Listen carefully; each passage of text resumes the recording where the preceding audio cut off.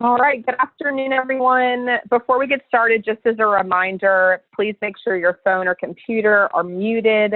And if you need directions on how to turn the video off so we all do not see what your webcam displays, the directions are on the screen. This PowerPoint is available in the assessment library under webinars. So if you want to download that to look at it as we go through, feel free to do that. We're also recording this. So if you need to refer back to it or send it to someone who wasn't able to attend, that recording will be posted on the YouTube account.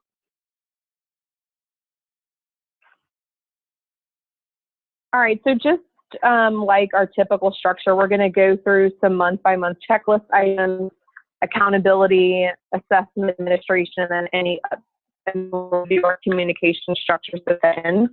I know we have quite a few new district test coordinators on this call, so feel free to write down questions and we can set up time if you need more time.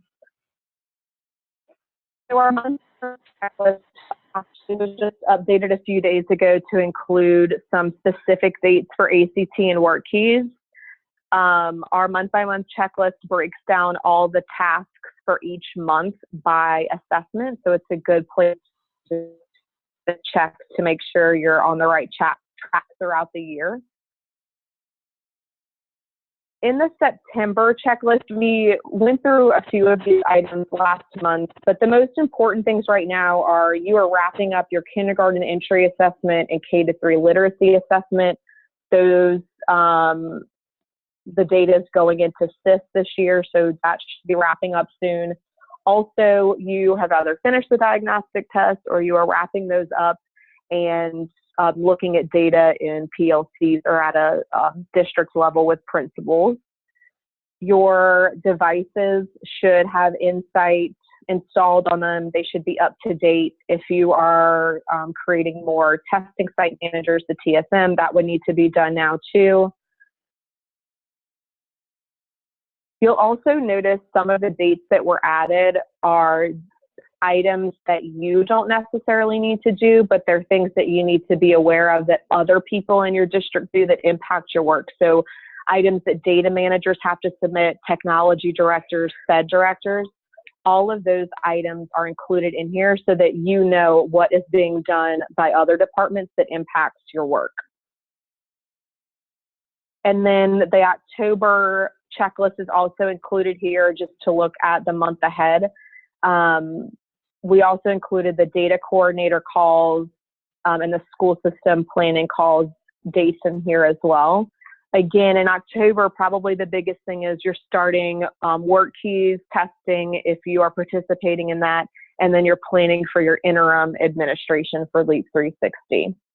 You also may be doing test security training for your school test coordinators that are doing fall high school testing as well.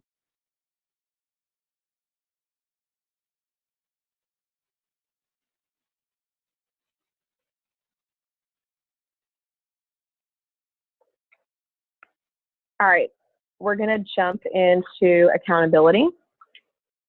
I'm hoping this is fixing the audio issue I think you all are describing. So I've moved my phone closer to see if that helps. So on this slide, this is our school performance release timeline. This is not new. Just wanted to bring this back up so that you had an idea of when these things would be released. Our 2018 report cards and early childhood performance profiles will be released in School Finder later this fall. And then we also have principal support sessions on these tools at the collaborations in November, and those dates are located there. And then early this winter, we'll release superintendent and principal secure portal. Schools and school systems will use the data guide for academic planning for next school year. And then parent nights to discuss performance results will happen later this year as well.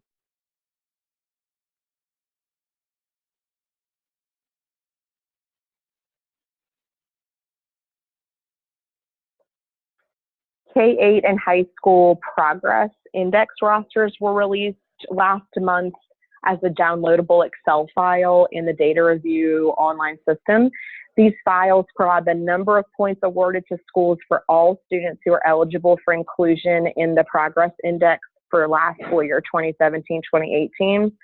The index for K-8 is averaged across 2 years, so points from 2016-17 were released in the secure portal.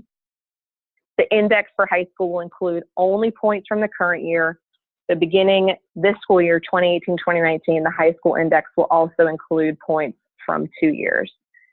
To be included in the progress index, students must have a prior and current year score from LEAP 2025, meet the full academic year requirement, have a normal grade progression, and be eligible for Step 1, the Growth to Mastery, and Step 2 for VAM. As a reminder, you want to download and save the reports listed here that were posted in Louisiana Data Review before it closes at the end of this month. So on September 30th, this will close. The final date for submitting new data was the 7th of this month. But again, the reports listed here, you want to make sure that you download those so you have them accessible. All the submissions, responses, and LDOE decisions for the 2017-18 data certification process can be downloaded and saved, and you can access directions for that in the data review guide.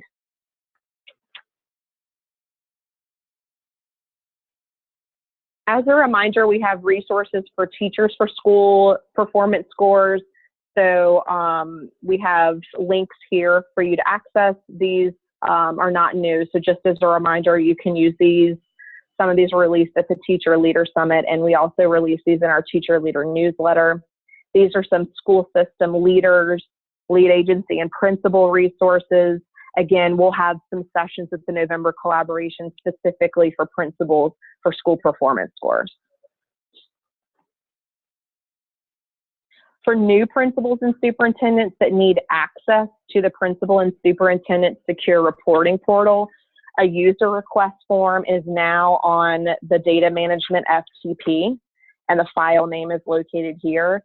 So your data management FTP coordinator, most likely your district data manager, would retrieve the file and then give it to your superintendent to update. Once they've updated that, then the file will be posted on the FTP, but you'll rename it using the code here. If you have any questions, you can email systemsupport@la.gov. You also want to remind your superintendent to send an email to systemsupport@la.gov notifying that the request has been posted to the FTP. And as you've noticed from last month, at the end of each section throughout the DTC call, we have a slide with resources just as a place to go back to. So that was one of the suggestions we got last year from DTC. So here's a list of accountability resources that you're most likely using right now or need to access throughout the year. All right, let's move into assessment administration. We're going to talk about some technology readiness tasks. All of these are things you've probably already been doing, but just as a reminder to make sure that those are continuing to happen throughout the year. So the online tools training is still available in Insight. It's also still available as a link. So especially elementary teachers should be using this tool to understand the tools and features in the system. So the OTT is access to the Insight portal, but through a website, and it's not real questions, so it's not scoring you. You can go around and use the tools and features and make sure people are comfortable using it, especially your students who may be new to using the testing platform.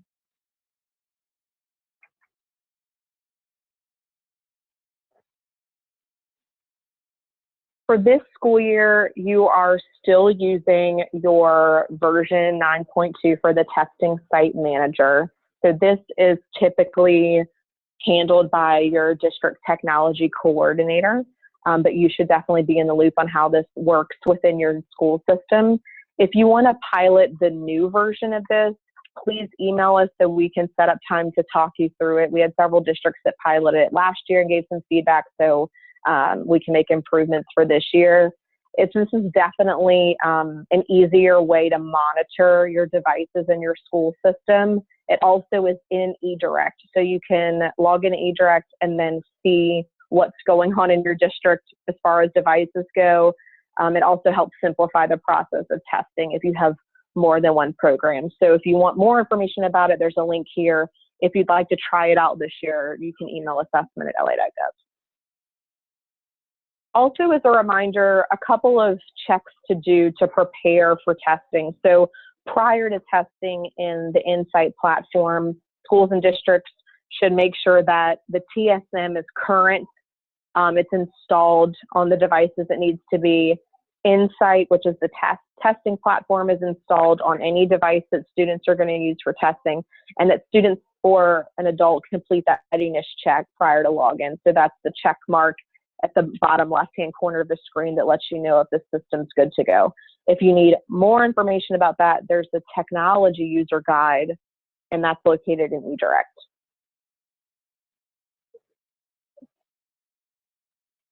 For ELPT, as a reminder, we use a different vendor for this assessment. So this is the English Language Proficiency Test. We also have the ELPS, the English Language Proficiency Screener, in this system, and this is through AIR. So your AIR portal is what this slide is referring to, and there's a link here as well. So the new secure browser is currently available for download on the website. You will need to update this browser by the end of the year, December 31st.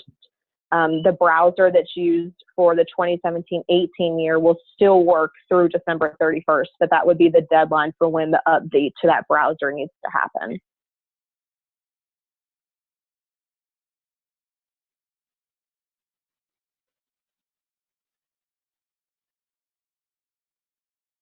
Some reminders for the technology readiness tool, and these are things that your technology director is probably already working on, but we want you all to be in the loop on this. So there is someone in your school system that's responsible for the technology readiness tool. This is a website where districts provide information about the state of technology in their district, so information about devices, bandwidth, and things like that. Each of these people in the district should have already received documents and instructions for submitting this data this year. If they didn't get this information, if they email edtech@la.gov, they can access, they'll send them emails with information for them to help prepare them. Also, they're submitting information about all the devices in your district. So they do this every year, but this is when they're updating that information. So there's two options for submitting that data: either a spreadsheet format or a drop-down form if you are a parish school system. If you're a charter or a non-public, it'll be in the drop-down version. There's also information here about the network and staffing submission. This submission is due October 15th. All of these completed forms are submitted to edtech@la.gov, and we will help you all track your submission by notifying you each Monday to let you know where you are in this process to make sure you get finished by the deadline, which is October 15th. And again, these are just some technology resources. If you are a new district test coordinator, I highly recommend you accessing the eDirect user guide and the eDirect refresher link to get you started in the system. All right, moving on to test security. We had some people ask if we could remind people about the non-summative test security. So this slide, again, is not new, but as a reminder, our non-summative assessments, so our LEAD 360 assessments, are secure, but also not secure. They're kind of in the middle. When your district submitted the MOU, part of that contract indicated that you cannot use these items for your own test or use them to create other ones that have your district's name on it or a teacher's name on it. You use these items to help inform instruction, and teachers can look at them. They can access the test of the teacher access link or the teacher study guide. That is okay. But the use of these items in a manner that is not what it was intended to is not allowed. You also may have procedures in place if you have students that use Braille, or if you have a sign language interpreter that uses the interpreter script. You may have procedures in place about ensuring the test administrator sends that back to the school test coordinator or to you. That is up to you, but you definitely want to make sure there's some kind of process in place for that. The next screen, again, is nothing new, but I know we're getting closer to fall high school testing. So as a reminder, we negotiated an agreement with Cavion. Cavion is the nation's leading test security expert, and they provide monitoring, investigation, and training services. So if you want information about that, you can access the links here. And this last slide is just some of the test security resources. If you're a new district test coordinator, the best ones would probably be all of the test security trainings. So we have those made for you. If you want to download those and customize them based on your district's processes and policy, feel free to do that, but you can use those straight from there.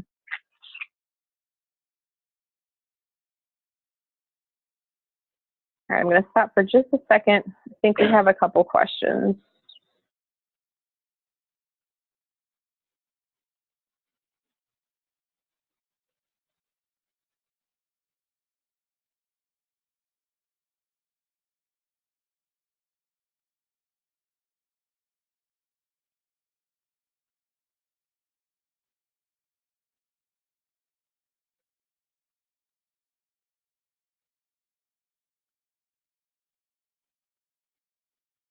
All right, I think these are pretty specific to situations, so I can stay on and answer those through the chat, or if you want to email them to me at assessment@la.gov, I can answer those. So if you have specific questions about a certain student or a certain teacher or something that's happening at that level, feel free to email me and we can talk through those.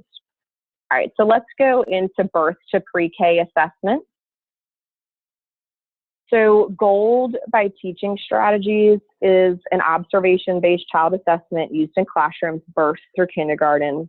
In Louisiana's early childhood and kindergarten classrooms, GOLD is used to measure each child's growth and development for multiple purposes. So for this year, all early childhood programs will be assessing children under one license, but site administrators will be given the flexibility to limit the item set to an abbreviated set of items or add additional optional items in order to tailor the assessment to their site's needs. The links here give more information about that, and the checkpoint dates are located here as well. These dates are also on your assessment calendar. And these are some early childhood resources. A lot of stuff with GOLD. So this may or may not fall under you as a district test coordinator. Most of our districts have an early childhood director that handles this, but the two of you should definitely be in contact about how this is going in your district. For our kindergarten entry assessment and our K-3 literacy assessments, these should be wrapping up. So last spring, you all indicated which kindergarten entry assessment and which K-3 literacy assessment to administer, and so those were administered beginning when school started this school year. So for the KEA, you either were doing DRGP or TS Gold, and then for the K-3 literacy screener, you're doing Dibbles Next, Steep, or STEP. The guidance for this is located at the link here.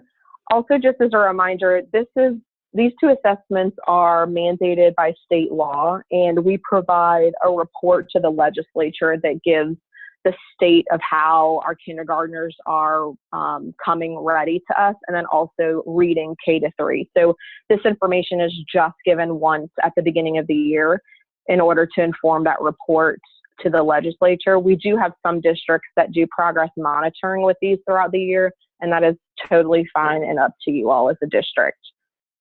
The links here give you more information about each of those options. The FAQ is also linked here, and the score guidelines as well. For the submissions for K-3 assessments, your district SIS manager or data manager is the person who is responsible for working with the vendor. They probably have completed or they are in the process of completing a template to collect this information. Once they complete that, the data on each assessment will be entered in the local system by whoever at your district is going to be responsible for entering that. The data managers will submit this data to LDOE as part of their October data collection. If your data manager or vendor has questions, they should definitely reach out to system support at la.gov. Data managers have been revisiting this on their monthly data calls, so they should be in the loop on how this works. If you have questions about the actual assessment, you should contact us at assessment@la.gov. And some K-3 resources are linked here. All right, let's move into LEAP 2025. As a reminder, and I know we have a few new DTCs on the call, LEAP 2025 assesses ELA Math, Science, and Social Studies. Students who qualify for LEAP Connect will take that assessment. That's our alternate assessment, and they will not take LEAP 2025. All students who are in public schools, including charter and lab schools, take this assessment. Students in the scholarship program also take this assessment if they are in a non-public school. And then students who are in the tuition donation rebate program will take this, but they just take math and ELA. The assessment calendar is linked here as well for all of the dates for these assessments.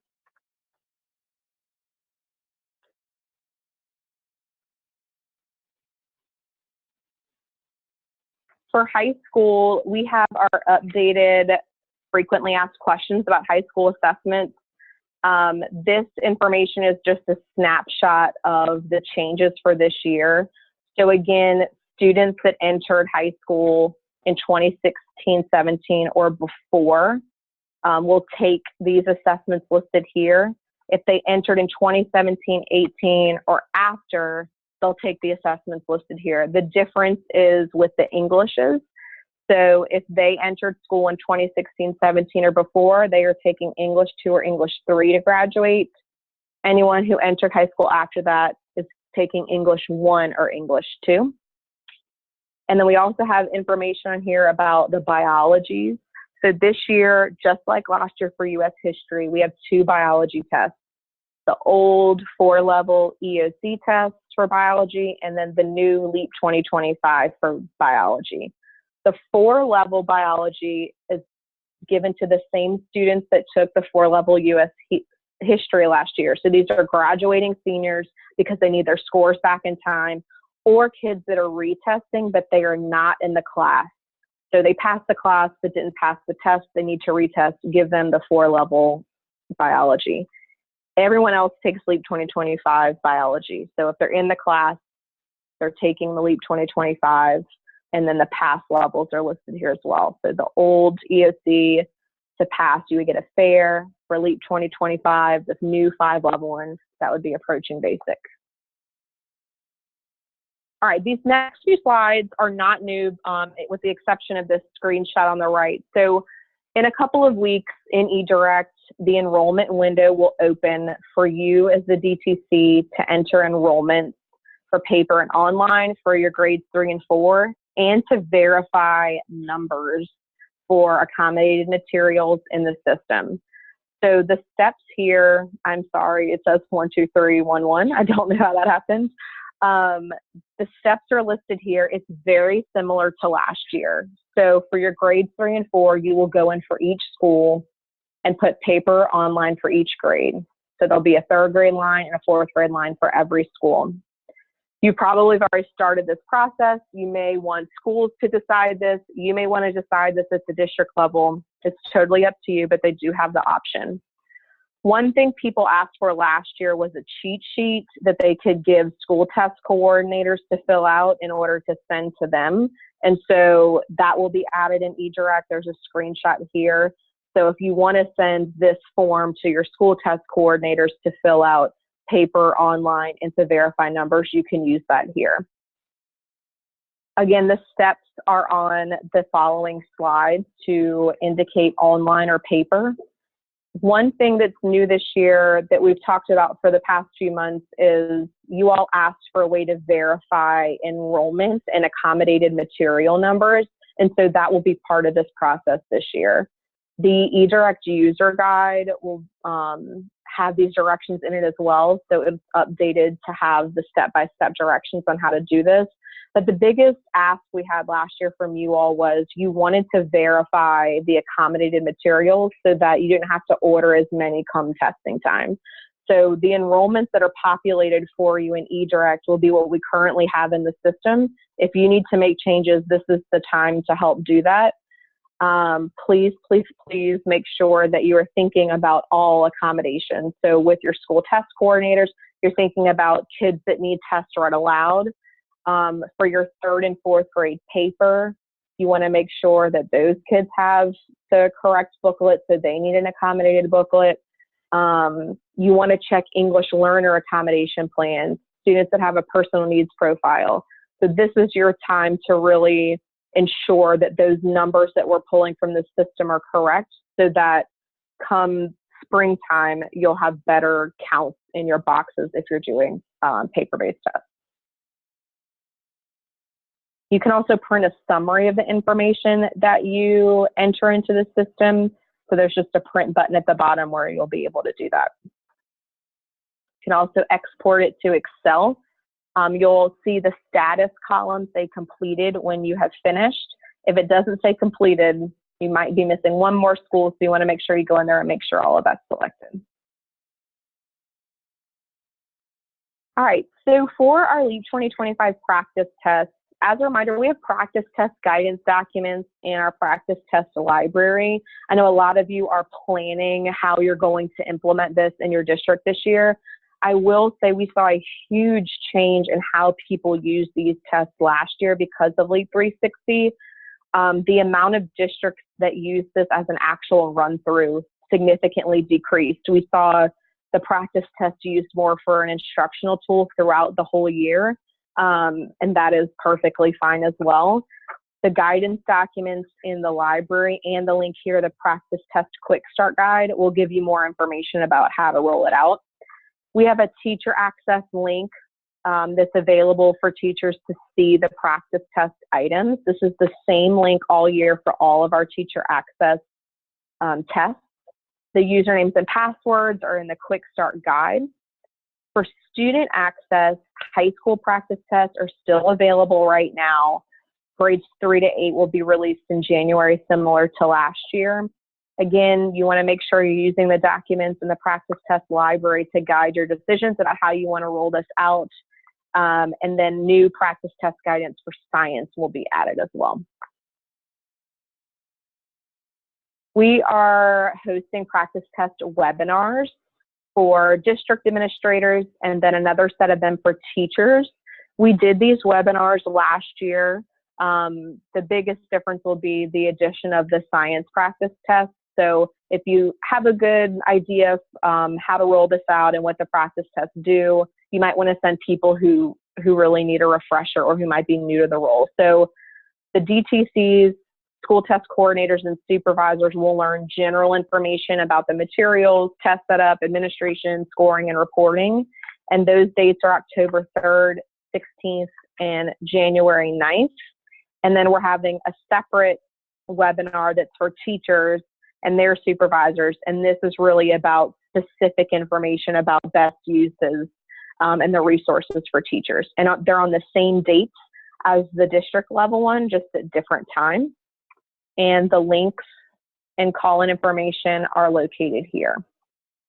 So we'll have a district level one and a school level one on October 3rd, 16th, and then January 9th.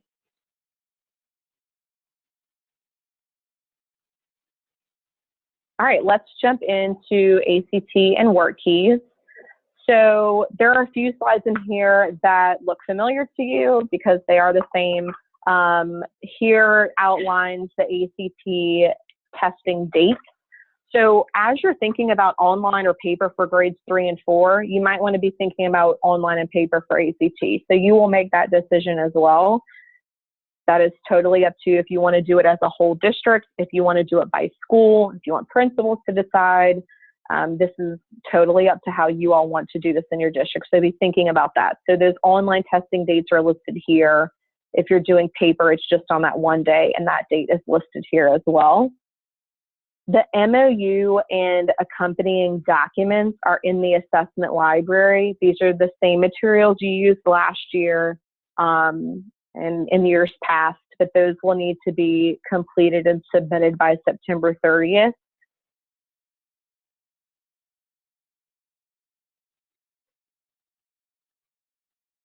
Also, as a reminder, ACT's policy has always been to adhere to the more restrictive policy with their state. So we as Louisiana administer ACT to all of our 11th graders and any initial testers in 12th grade, and we pay for those students. ACT is a national test, so we follow a lot of their guidelines, but at the end of the day, ACT goes with whichever policy is more restrictive. So you want to make sure that your school test coordinators are aware of our state testing policies and procedures. So an example would be ACT allows 10 students to be in a small group, but our policy is 8 or less. So you would follow Louisiana's policy for this, but we will call these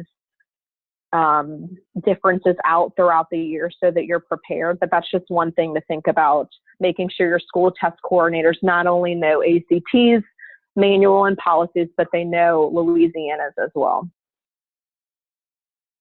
So in the library, you'll have the ACT MOU. You'll have the information sheet that gives you general information about what to do and who to mail it to. You'll have an estimated number of expected testers worksheet. This is similar to last year. You'll submit that with your MOU, and then we have a sample if you want to look at that. The ACT MOU with the original signatures and that estimated number of expected testers is due by September 30th. And all the information that you really need is in that information sheet. So who to mail it to, and any other questions you would have would be answered in there. So again, for this school year for 2018-19, ACT will be available in both paper and online formats to all districts. We will provide you all with an ACT match and no match list in November and in March to help with identifying students that need the ACT. So ACT match, meaning they took a test, we have a match the students on file. If we don't have a match for them, it means we don't have a score and they need to take the ACT. We pay for 11th grade students and the 12th graders who are testing for the first time. Another difference that I was mentioning earlier about ACT and us is that ACT approves accommodations for their assessment. So those accommodations will go through a process where they have to approve those students to use those on ACT. Also, as a reminder, districts and schools have two systems that are used. So Pearson Access Next, which is called PA Next, and then the Test Accessibility and Accommodation System, which is TAA, that helps prepare for test administration. So PA Next is used to place orders, enroll kids, and TAA is used for ACT accommodations. The ACT state testing site is listed here as well. And remember, this site is specific to Louisiana, so it has webinar information, resources, manuals, things that you would need for Louisiana on this state site. We also have a document about what's new for ACT this year. So ACT is implementing a change to administration policies this year for timing codes. So you'll notice the changes here. So there's 70 minutes to complete test 1 now if they have extended time, 90 for sessions 2, 55 for sessions 3 and 4. We also have the Desmos calculator that's integrated this year for math. Students will have the option to use their own calculator for online testing, and the online calculator will be included in the online practice test. Students that are not testing online will continue to use an approved handheld calculator for the math test. Also, ACT will no longer use DVDs for audio files for tests are allowed. You'll get a USB in the mail instead of a DVD. All reports that have been mailed to districts in a CD will no longer be mailed. So the same reports must be accessed in PA Next and saved to a jump drive for further use. ACT will post in PA Next when the reports can be accessed.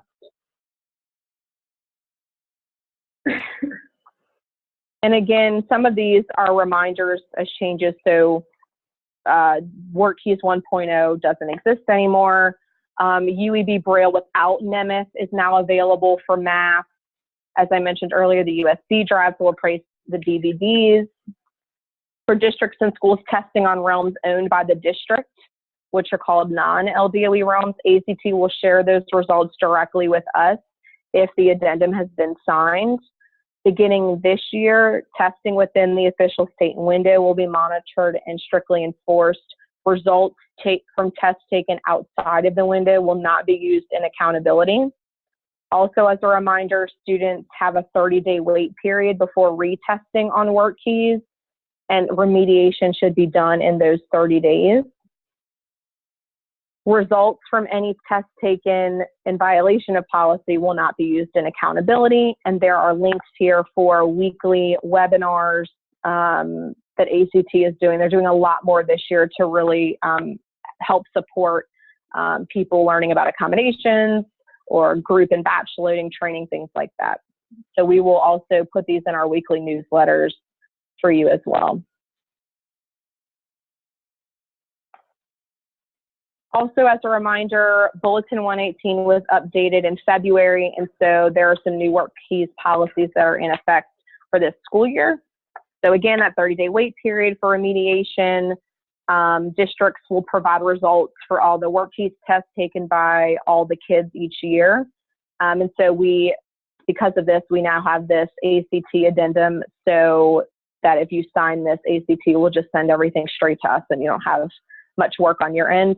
If you do not have a signed addendum, then the roster score report accessed in Readiness must be submitted during data certification, showing August 2nd to April 12th, which is the window, and includes all the information in that report.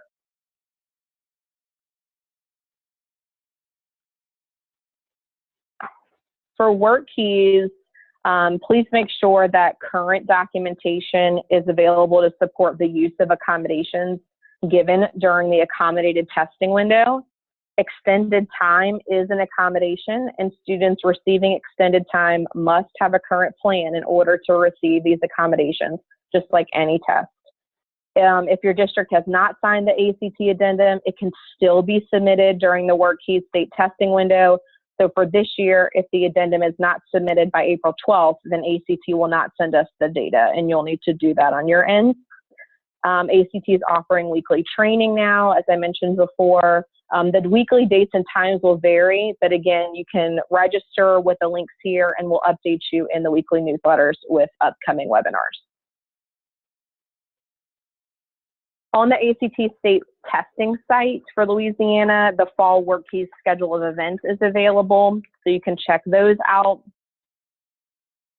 Regarding accommodated testing for WorkKeys, ACT is always adhere to the more restrictive policy again, so you want to make sure that your STCs are aware of these things with WorkKeys, so not just for ACT, but for WorkKeys as well.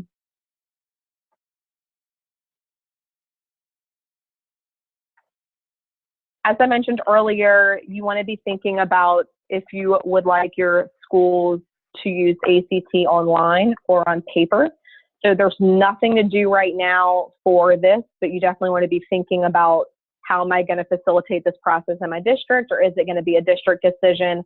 You could do some schools, all of them, or none of them.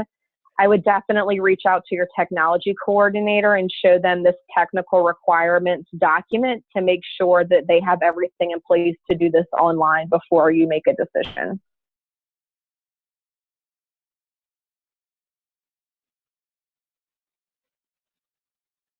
And these are ACT and WorkKeys resources, along with phone numbers and websites if you need support from ACT. It's also important to keep in mind, if you call ACT customer support, these employees are employees of ACT nationally. So it's really important that you let them know that you are from Louisiana so they can answer you with Louisiana specific information. So make sure you tell them you're calling from Louisiana so they can help you better. If you have questions in general about ACT or WorkKeys, feel free to email assessment@la.gov, and if we need to loop in ACT for more support, we'll do that as well.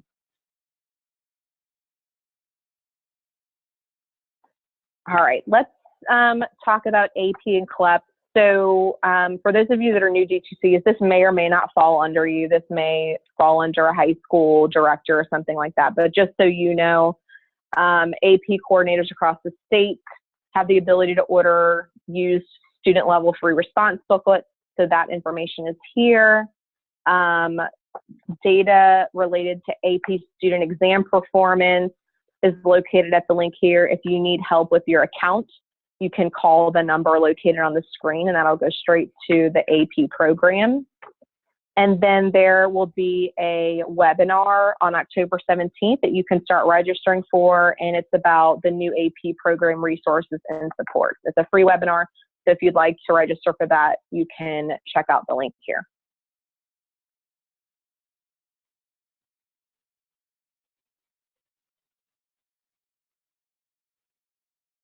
Okay, we have a few questions. One question is about the ACT MOU documents. So there are 4 of them. There's going to be an ACT MOU information sheet, the MOU itself, and then an estimated tester sheet and a sample of that that's already filled out. And that'll be under ACT and WorkKeys under the assessment library. So another question about the enrollment cheat sheet. So the form that she's referring to is a form for school test coordinators to fill out paper online enrollment for grades 3 and 4, and then verifying their numbers for accommodated materials. That will be in eDirect. So that will be posted shortly, because October 1st is when the window opens. You also have the entire month of October to complete this. So October 31st will be the deadline.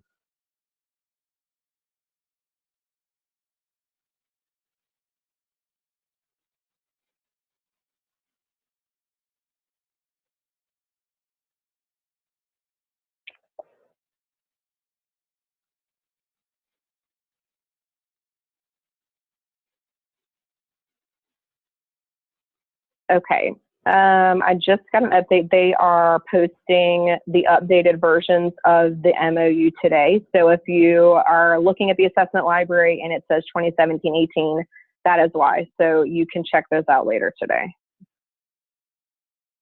All right.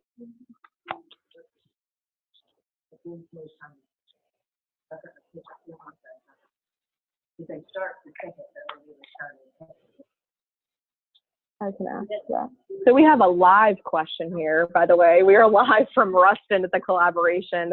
We had a question about when they can upload WorkKeys, when you can assign WorkKeys students. So we're going to check into that.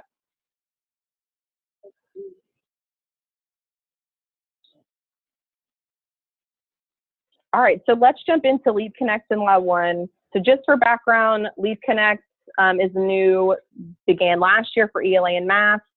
We still have Law 1 for Science, which is for grades 4, 8, and 11. So your special ed directors also have a monthly call, and this information was just pulled from there so that you all are aware of what was communicated to them. And if you have questions about this, feel free to email specialeducation@la.gov. So ESSA requires states to ensure that only students with the most significant disabilities take the Leap Connect alternate assessment. So the department's released enhancements in STIR, the Special Education Reporting System, with some guidance to help school systems verify that these students meet the existing state participation criteria. So for any student who will participate this spring for Leap Connect, school systems must add qualifying cognitive and or adaptive assessment results. So there's a section there for you to add those. And 30 days before Leap Connect in Law 1 opens is January 4th. So the deadline to ensure that those results are in there would be January 4th. Students will not be able to participate in Leap Connect unless their eligibility is verified. So you want to make sure you are working with your SPED director who will oversee this, but definitely wanted you all to know about this since it relates to statewide assessments. And again, this is the resource slide. So Leap Connect assessment guide is here, parent guides, the diverse learners guide, essential element cards, all those fun things are located here for your teachers and school leaders to access. All right, let's talk about ELPS. So the English Language Proficiency Screener opened August 1st, and it is open all year long as you get new students that are registering that are potentially an English learner. So this is not a screener that's given more than once. You don't need to give this to students every year. You don't need to give them multiple times throughout the year. If they already took it somewhere else, you do not need to give it to them again. If you are using another screener in your district, that is fine too. So next school year, 2019-20, will be when this screener is mandatory as required by ESSA. The online reporting system, which is ORS, is available for your screener scores. So as a reminder, the screener is 3 steps. Most students finish after step 2, and you'll know that as you're administering the test. For those students that go to step 3, which means they're most likely proficient, those scores will come back a few days later, and you'll definitely need to access that in ORS. If you need Braille materials, you can email us at assessment@la.gov so we can work with AIR to get you those. I mentioned earlier in the technology section about the update to the secure browser. So this is currently available if your tech directors want to start doing this now, but you will have until December 31st to update this. On January 1st, the new updated browser will be the one that's used. So if you have kids that you need to screen come January 1st or after, you'll definitely need to have that ready. But more importantly, for February when ELPT rolls out for testing. There's information here about downloading the update to the secure browser. Your tech director and your team should be working very closely together to make sure this happens. So the ELPT portal is linked here. The installation manual on how to do this is linked here as well. The system requirements and the technical specifications are listed here too. We are also communicating this on the technology director's monthly call as well. So a lot of these calls overlap slides so we can make sure everyone is in the loop on things that impact their work. So for the screener, as I mentioned before, this is open all year. This is for students who are enrolling for the first time and potentially could be an English learner.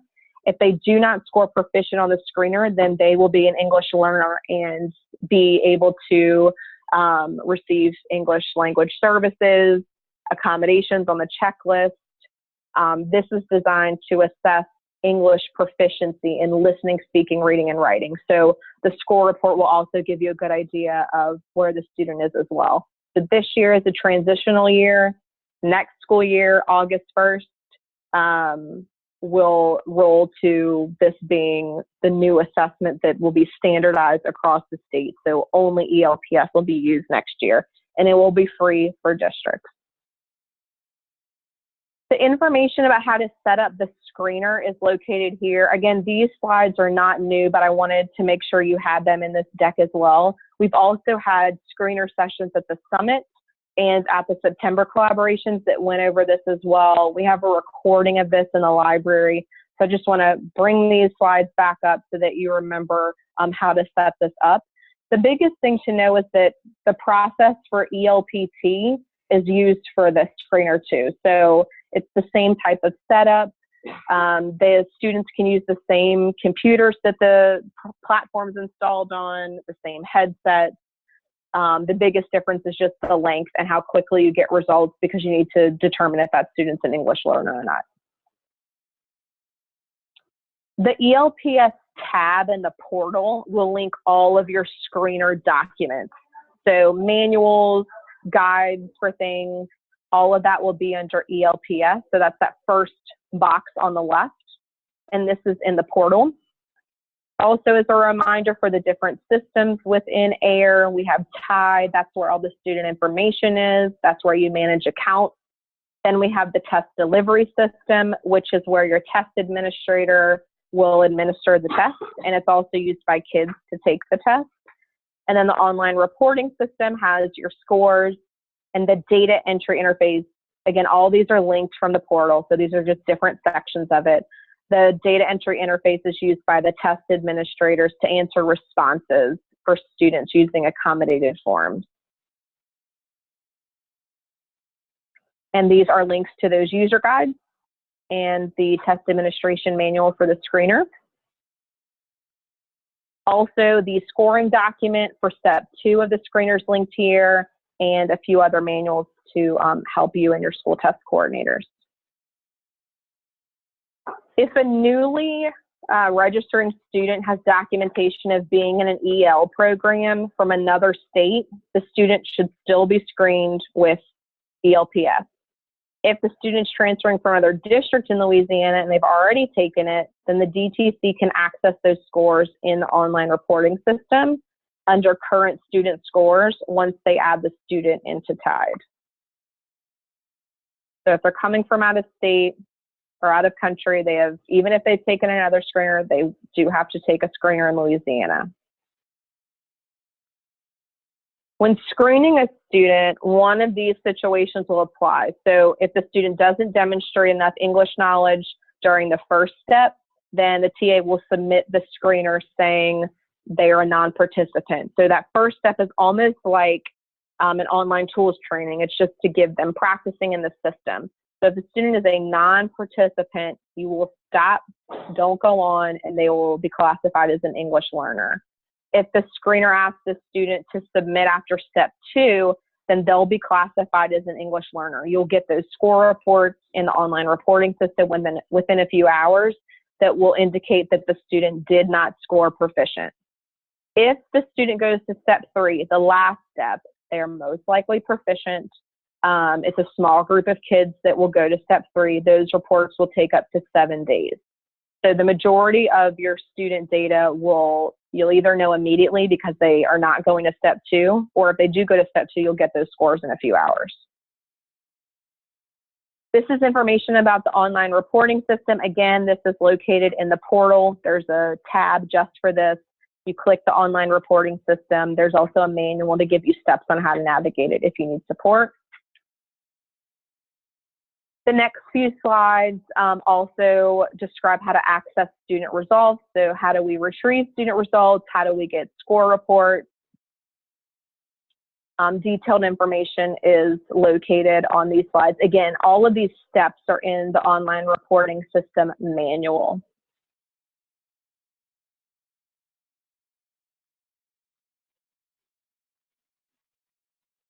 The proficiency levels are located on our website, but you'll also receive these as a score. So they're either emerging, progressing, or proficient. And then for those that have proficiency not demonstrated, this is when the screener is stopped after step 1, meaning the student did not participate, and so their proficiency wasn't demonstrated. So emerging, progressing, and proficient are the levels. If they are proficient, they are not an English learner. The technical assistance protocol is located here. Remember, this assessment is through AIR, the American Institute for Research, and so their contact information is here. Make sure that you all are going through steps at the site before they reach you at the district, and then you all are trying to problem solve before reaching them or us. So the protocol is listed here, and the link is to a one-pager if you want to give this to your school test coordinators. And again, the last slide is just resources for the screener. And then for ELPT, we just wanted to remind you about the connection to instruction. So the performance level descriptors, which are organized by grade and domain, align with the connectors for English learners. So the resources for the English learner connectors and the performance level descriptors are linked here and on the next slide, I believe. And these help teachers inform their decisions about how to help students that are English learners, what they know about how proficient or where they are on the scale of proficiency with their English language, and to provide the tools they need. So these results should be used with instruction and the connectors for ELPS. And the key dates for the ELPT are listed here. So again, the ELPT has an online tools training that's available. Updating that secure browser, that information is available. The next date coming up will be when TIDE opens for user and student management, and that's October 29th. So you have a while for that, but just wanted to give you the heads up, and the rest of the dates are located on the screen. All right, let's jump into LEAP 360. I know we only have a few more minutes left, so if you do have questions, please call or email, and we're more than happy to get back to you. I know this slide deck is a beast this month, so I appreciate you being patient as we go through all these slides. So for LEAP 360, as a reminder, the district's guide is posted in the assessment library and on the LEAP 360 page. This is your go-to document, and any other district administrators who help with implementation, their go-to document. But I wanted to call out all of the trainings that have links here. So you all sent us a list last year of the most commonly asked questions you got from school test coordinators or teachers. And these are the list of the trainings available, and there are 3 supporting resources. So the first one is a PowerPoint presentation. The second one is a webinar, meaning there's a recorded voiceover of the PowerPoint. And then also there's a 1-pager that matches with step-by-step directions. So we got a lot of feedback last year that there were just simple things people kept asking, and DTCs and STCs needed something to send to people. So the amount of times people asked you how to log in at eDirect, you can now send them a quick little 2-minute video on how to do it in a step-by-step directions. These are located in the LEAP 360 page as a separate document and in the district guide to LEAP 360. We are approaching interim time, so the interim quick start guide is updated for this school year. The teacher access link, again, it's the same link all year, but the usernames and passwords for teacher access are in the interim quick start guide. You want to make sure that you have already strategically planned when to give each of the interims based on your pacing. So if you're in the process of doing that, keep up the great work. If you need help, let us know. There's also a guide on the K-12 math planning page that can help you determine when to give the math interims. The next 2 slides just to remind you of the report schedule. So one of the biggest changes this year is that reports are now updated nightly after the first time they're posted. So once your teachers score and the next day their report's posted, it will be refreshed every day along with every other report. So just wanted to highlight that. You don't have to wait multiple days or sometimes weeks to get an updated report this year, so we're excited about that. The next piece I want to show you is not released yet. I want to start preparing you for a new feature in the system for teachers that's going to be called interactive reporting. And this is going to be a tool for teachers to view student responses and their classroom data and be able to manipulate it. So they'll have a permission in the system. It says IRS, that is the interactive reporting system. And they will have a screen that looks like this when they log in. So in eDirect, they'll have a tab called Response Lookup. When they select Response Lookup, they will be able to see the tests that they've administered, the kids' information, all the fun things they need to know about their scores. They can download it as a CSV, an Excel file, a PDF. The teachers couldn't do that before. They are going to love this. And the most exciting thing is that they can see a screenshot of the student's response for each item. So this is particularly important for technology enhanced items after you didn't know what they put for a drag and drop or any other technology enhanced. So you see here at the bottom right, if you click details for that item, it's displaying that student's response. They pick C for both, and you'll be able to see a screenshot of the student. So thank you for the suggestions. We would not have done this without your feedback. And then this slide just links the resources for LEAP 360. The next slide highlights our national and international assessment windows. Remember, if you were selected for one of these, you would already know. If you have no idea what these are, that means you were not selected, so do not worry about it. The great thing is that USDOE does almost everything for you. So if you're taking NAEP, for example, they are going to show up with test administrators. They're showing up with devices. They will administer everything. You just need to provide a space. So if you have questions, let us know. But if you have questions about PISA or IELTS, their direct emails are linked here. NAEP on August 31st opened in my NAEP for selected schools to register. So the information to do that is here. If you have questions, you can email Rebecca on our team. and the deadline for those schools to register is October 1st, and you'll do that in My NAEP. All right, a few updates. We had a lot of district test coordinators ask if everything that's new this year could be on one page and they could just have access to this. So we put everything on one page. That is an update for this year. So the LEAP 2025 and EOC biology test information about the science practice test, the screener is all on one page. And this is just called 2018-2019 assessment updates. You know about all of these, but people ask for just one page to include all of this. And then any links that would help are located there as well. And this is in the assessment library. Also, as a reminder, your data system coordinator already knows about this. They've been talking about it since last spring, but I just want you to know because it impacts you as a test coordinator. Previously, for students with a 504 in SIS, the breakout was two options. There was one for ELA, and then there was one for math, science, and social studies combined, which was not helpful for you as an assessment director because you need to know specifically which subject the students needed read aloud for. And so this school year, there will be four options, one for each subject in the system. So you'll have an ELA, a math, a social studies, and a science. This will save you all a lot of work. So I just wanted you to know that your data coordinator, they've been working on this for quite some time. So this year, it'll be broken out for you, which means come testing time 504, read aloud accommodations can be pulled directly in the system. So you don't need to manually do this.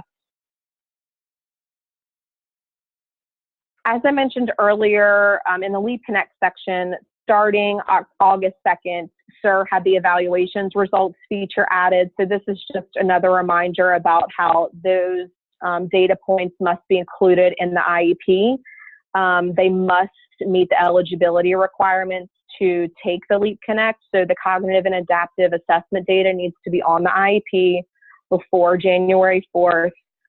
Students need to meet the criteria to take the alternate assessment. So again, if you have questions, you can email assessment or special education at la.gov. Also new this year, students with a documented accommodation for calculator will now have that display in the non-calculator session of the test, but they can still use a handheld calculator if they need to. But now in the non-calculator session, students with calculators will have the icon displayed for calculator for them. The state placement test guide, the TAM and the TCM have been updated with the policy changes from August Bessie, which changed it from required to pass to just required to take. So all of those documents have been updated. The next couple of slides just to remind you about things data managers are hearing that impact you all. So again, trying to loop you all in with other people's work since everything kind of impacts assessment. So the next few slides are things that data managers have been talking about on their calls. So data sharing agreement information is on this slide. Sponsor site information that impacts you is here. So secure addresses, this is where this would come into play for you all. Through the 24th, school systems are uploading class schedules. So that's important to you for fall high school testing and for spring testing. And then through the 28th, they're uploading enrollment information to eScholar. So again, for non-summative testing, this is really important for you all so that there are active enrollments. So when DRC refreshes with eScholar every night, it's refreshing for your school system. So again, this is a data manager task, but wanted you to know what they're working on. And I know we are a little bit over time, so I apologize for the non-public DTCs that are all joining right now, but the last two slides are just reminders. So these are the school system planning call dates, the collaboration dates. If you have an update to your district test coordinator, backup district test coordinator accountability contact, or backup accountability contact, you want to make sure you submit this form so you have the right people on file and give those people access to the systems they need. Customer service information is here, and all of our regular communication structures are here. This last slide is just next steps. So again, you're finishing up KEA and K-3 literacy assessments. Some of you are finishing up diagnostics. Office hours will be next Tuesday at 1 o'clock, and October 2nd. And then October 9th, which is not that far away, is our next monthly call. And then before December 31st, you want to make sure you update the secure browser for ELPT.